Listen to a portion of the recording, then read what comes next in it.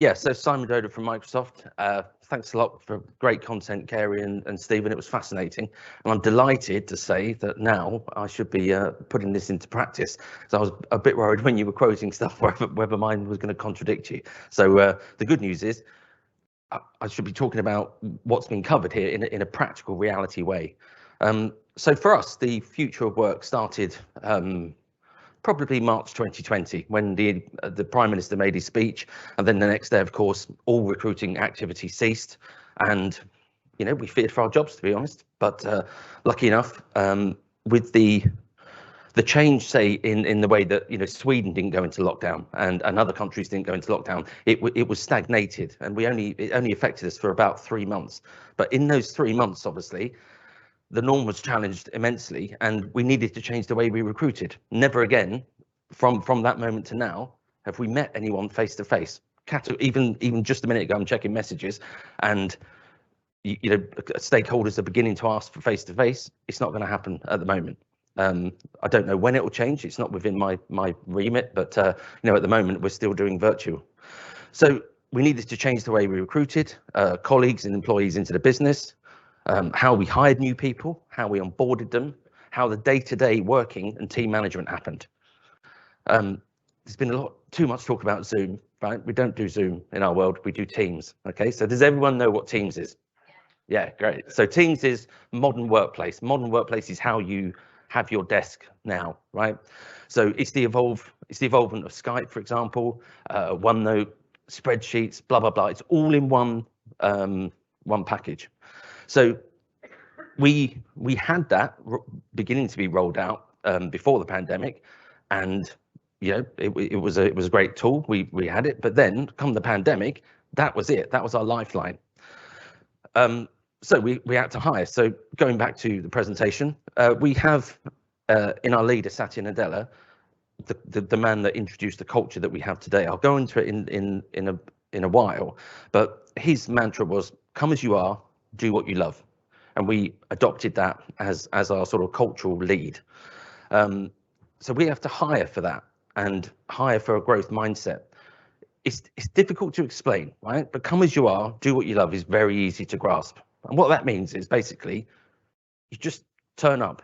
This is the first time in 2 years I've dressed on the waist down, right? So I will go on Zoom. I've still forgotten my slides not done. Thank you very much. Thank you. I'm nervous enough as it is, right? So come as you are, do what you love. It's exactly that, and we have a growth mindset that we hire for. Now, this isn't done with tests. It's not done with psychometric tests. It's an amazing thing where you're just trying to catch the right growth mindset, which means entrepreneurship, customer obsessed behavior, all these mantras which make complete common sense, but actually is in the minority of people, I think, rather than the majority. Now, working with such brilliant colleagues, I find that hard to believe. But I do. When you go outside, which you are now after a couple of years, you realise that this is the essence of my job as a talent resourcer and the whole recruitment process. So within that culture, we empower people, each employee, to in their work to do what they do best, right? So how we did the hiring, as I've already said, was Microsoft Teams. We had to interview people through video and voice calls, and that took a lot of mind shifting and put a lot of fright on people. People, like some of your slides said, Stephen, oh, that'll never take off. We'll never be able to do it. We hired 8,000 people last year, and we're going to hire 50% more than that this year. That's a lot of people, right? And that's a lot of Teams consumption, put it that way. So what we had to do is use Teams, and we had to continue to build the Microsoft culture, but from a virtual basis. Culture eats strategy for breakfast. I think Peter Druck is the man that said that. Culture is our biggest strength. It's our biggest strength to hiring people, and it's our biggest strength to retaining staff, right? I don't have to sell the culture of Microsoft. People come to me and say, I want to work for Microsoft because of its culture. And it's fascinating. I think that comes from the people they meet. So that culture is accentuated through the colleagues, the sellers, for example, the customer facing people.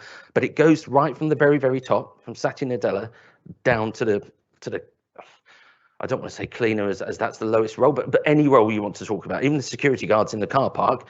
Every single person in the business has that cultural fit. So it starts right at the top. And as I said, the takeaway for today, for everybody, is culture starts at the very top and goes through everybody, and it starts with you, okay? You are totally responsible for it, and that is how we, as a business, manage to hire and retain people. Every single colleague is responsible. We tackle diversity, inclusion, and the mindset. Diversity is not only gender related. Diversity is race, culture, orientation, everything. You know, if we welcome it. We're extremely focused on it, and I'm pleased to say it's across the whole business.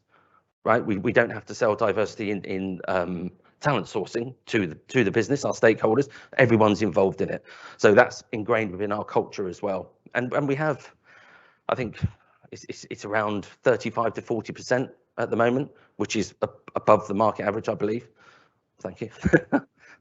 Yeah, inclusion. It's an interesting phrase. This, what it actually means is everybody's empowered, right, within thought processes, within decisions, and within meetings, and within process, right? It's not a case of dictatorial relationships or anything like that. Inclusion is very big. Everyone's included. Mindset, the culture mindset is built within the growth mindset of hiring people, right? So everyone's got a very calm mentality, everyone's got a non-conflict mentality, and everyone has this belief that, you know, you can do it, right? We can do it. How are we going to do it? Again, it's not tested. The EQ factors that you were talking about is very important with us. EQ over IQ all day, every day of the week. It's very easy to you know, look at someone, you know, look at their LinkedIn profile, right, and see they've got a degree or an MBA and stuff like that. That's an easy win for us, really easy. But when we talk to people, we have the you know, 30-45 minute chat. We're listening for the EQ element of them, the growth mindset, you know, how they turn up.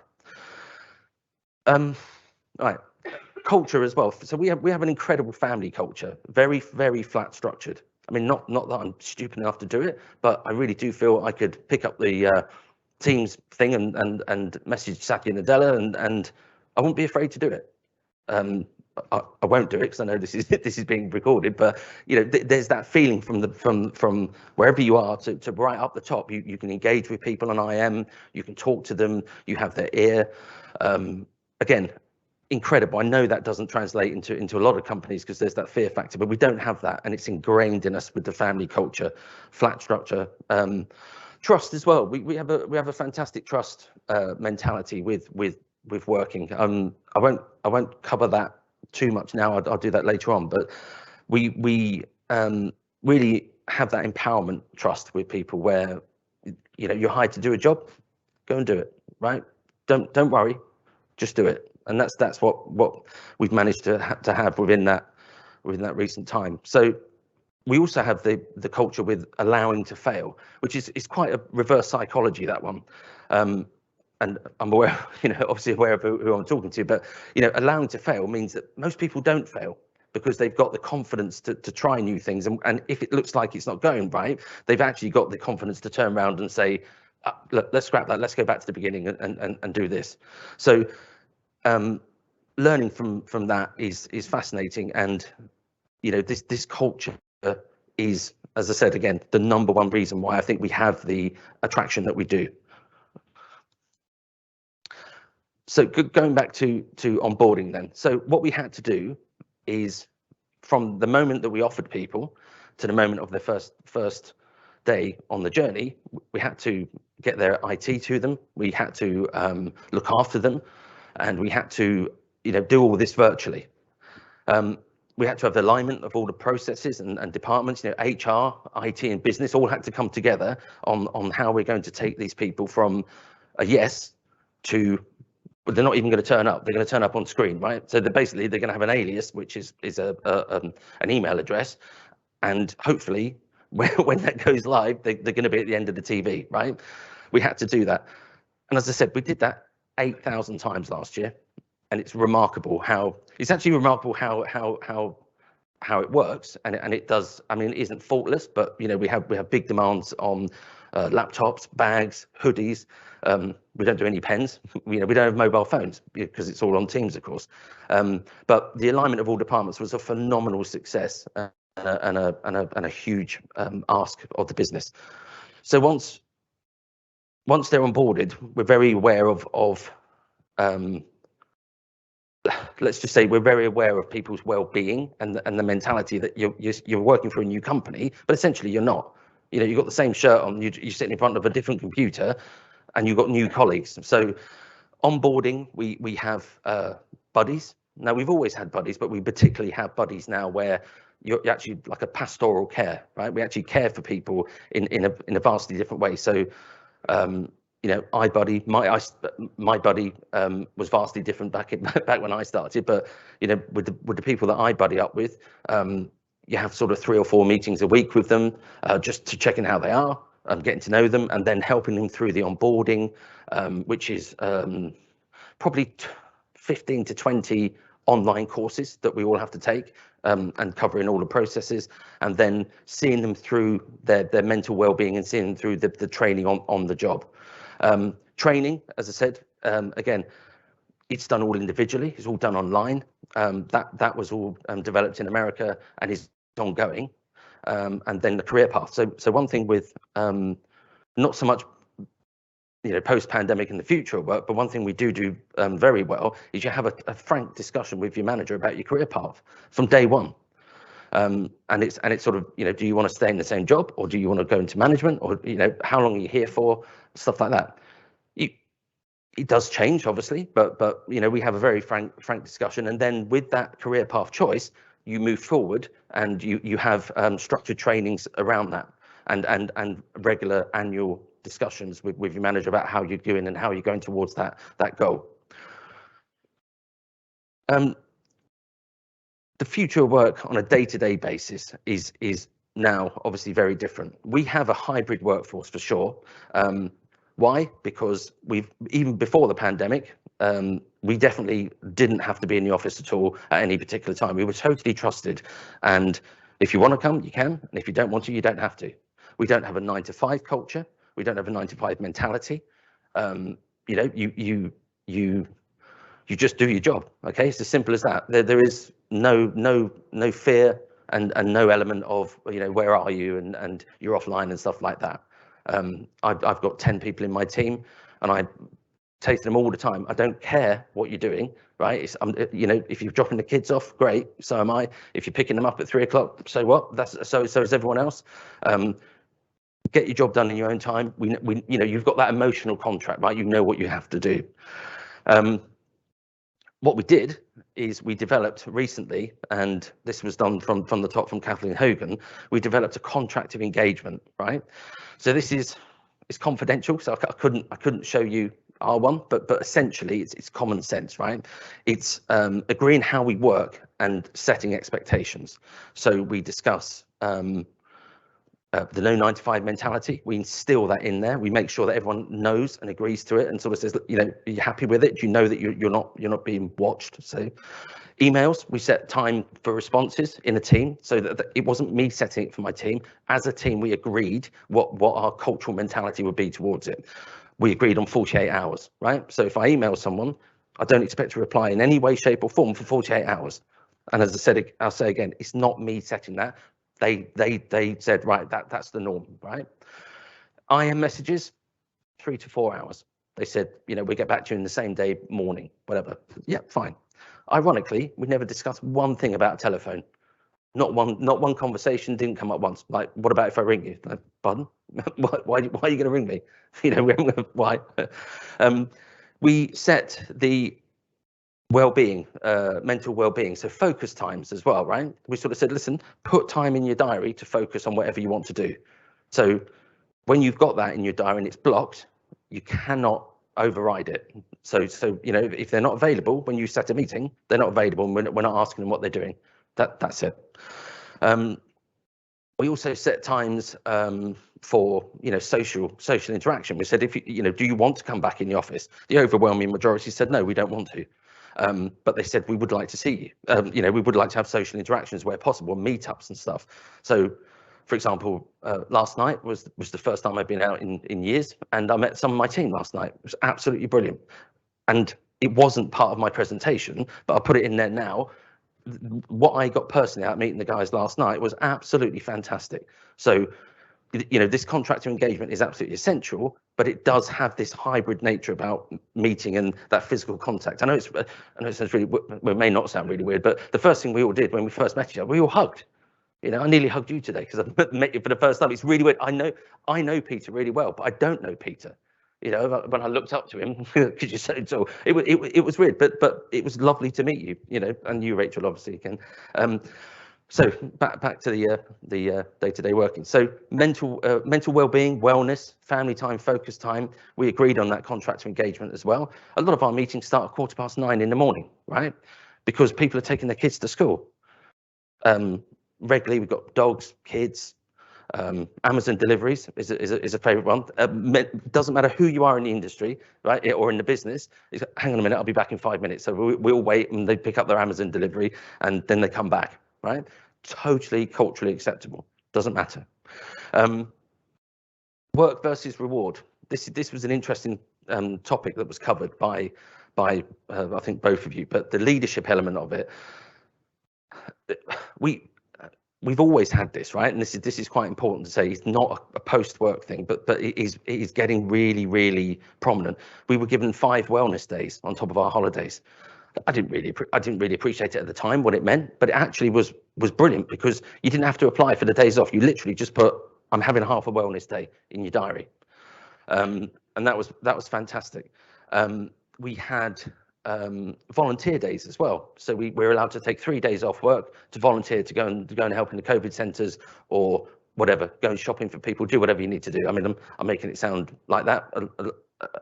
My volunteer days have been with working with the Irish guys, the Irish Tech Society, basically helping people find jobs and write emails and CVs and stuff like that. But you know, they allow you to take 3 days off to do whatever you want to do volunteer-wise.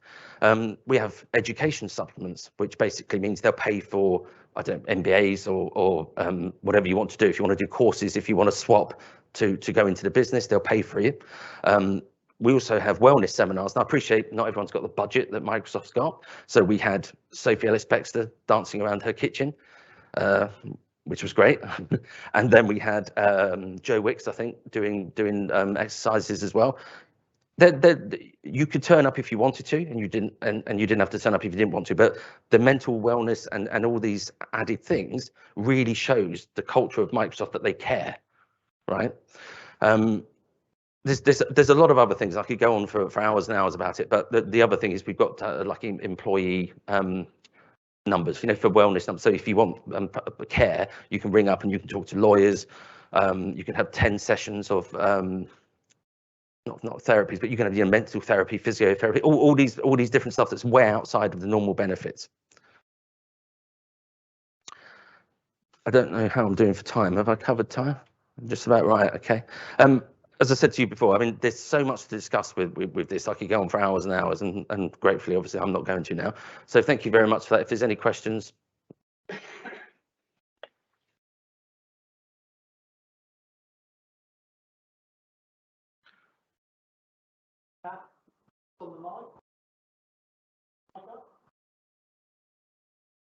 That's a trick.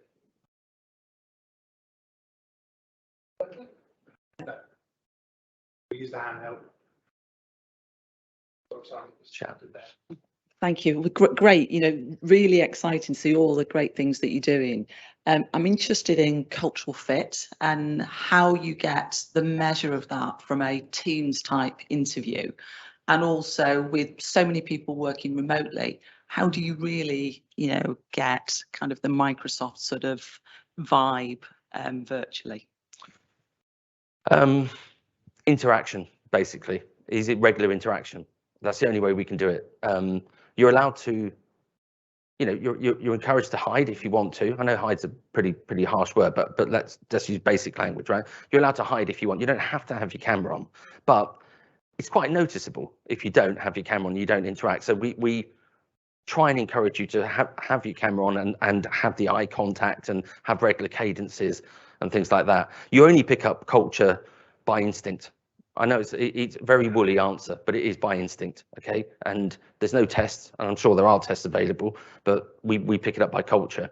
We pick culture up by instinct, really. I mean, I've been working there 5 years now, and I always say to new joiners, as soon as you know your job, when you pick up and you meet someone, you just go, bang, you're a fit. So I don't hire to any job descriptions, right? What I look for is a Microsoft fit, and I say I'm going to have 2 conversations with you today. 1, Microsoft yes or no. 2, the job description. If both of them are yes, great. If one of them's yes and one of them's no, then I'm going to take you and hold your hand and take you into the building, and we're going to get you a job. Now, I have that conversation, and during that conversation, obviously, if I realise they're a fit, then you basically say, listen, you are a Microsoft hire, so where would you like to go, and what can we do for you? So, we do that, and nowadays sometimes you can have up to 3 offers, which is a real pain, right? We don't like it, but it is, and it's your choice where you want to go. So I know I've deviated off your question a bit, but it is unfortunately just as simple as instinct. I had a question for you as well, if I can. When we did our sort of preparation for today, you talked a lot about the way the culture is now. A lot of it obviously has come before COVID and seems to have been driven from the new CEO. Yes. So how did that change happen? Because presumably the culture before was different. So how noticeable has that transition been, and how quick was it when you changed CEO? I mean, it really is stuff of legend, right? And Satya Nadella took over, and within 6 months, the culture was different. Root and branch, 6 months. And it came from so when I first started hiring for Microsoft, starting in Germany, and no one was interested. You change your desk, don't like Steve Ballmer, don't like this, don't like that. Azure, that'll never take off. Great comments with that. It was really, really tough. Satya was there, but within that 6-month period, all of a sudden the phone started ringing in, right? It started with him. And I would say to all the CEOs out there, it starts with you. You change the culture, the trust element of it. Being chained to your desk, you don't need to be chained to your desk, but it's not a fad. It's a really hard work and a real mindset change. I've had to change some of my beliefs from my sort of like agency days, totally. But it's easy, because when you're working in that environment, you stand out like a sore thumb if you don't conform. So how dependent are you for Sachin to maintain this culture? I used to work in Expedia, so we had Dara Karashawi, who was again very different, but a really strong CEO and had great ethics, etc., etc. The moment that Dara moved across to Uber, which was kind of, he was working for us on the Friday and had gone to San Francisco on the Monday, it was more noticeable than ever that actually he was the glue for this culture. So it sounds like you've got a great culture there, but how are you ensuring that if Sachin were to move on, that is retained, and whoever comes on next is able to sustain that, bring in their own personality, but it doesn't flick to a very different culture again? I'm probably delighted to say it's not in my pay grade, right, to really answer that properly. But as an employee myself, I would answer it that I think it's an ingrained culture that has shown benefits and dividends, right? It definitely keeps me, and I'm sure I talk for a lot of colleagues, because obviously I talk to a lot of internal people that I place, and they come to me and talk to me afterwards, and it does keep a lot of people there. And I think that culture is so ingrained now so quickly that I really think it's bigger than just one man, right? I mean, I take my hat off to him all the time for how he did it, but I really think it's bigger than one man. All our leaders, in the business, in the country managers and the GMs, everybody, they've all got that fit. There isn't one person I've ever met out of what the thousands of people I've worked for and done the jobs for that's any different. They don't last, and also they don't get hired. So it's sort of very, again, it's woolly, right? And I almost sort of question myself for saying it, but I think it's now bigger than one person, and it sells as well, right? We get targeted all the time, you know. But you know, I would be fascinated to see the stats of how many times people get asked if they want to work, you know, in a different company. I know our culture has transferred into at least one of our very close competitors, and as this is being recorded, I'm not going to say it, say who they are, but I know it has. Simon, got a question online from Wolf Kirsten asking, does Microsoft conduct a psychological risk assessment? If no, why not? Brilliant.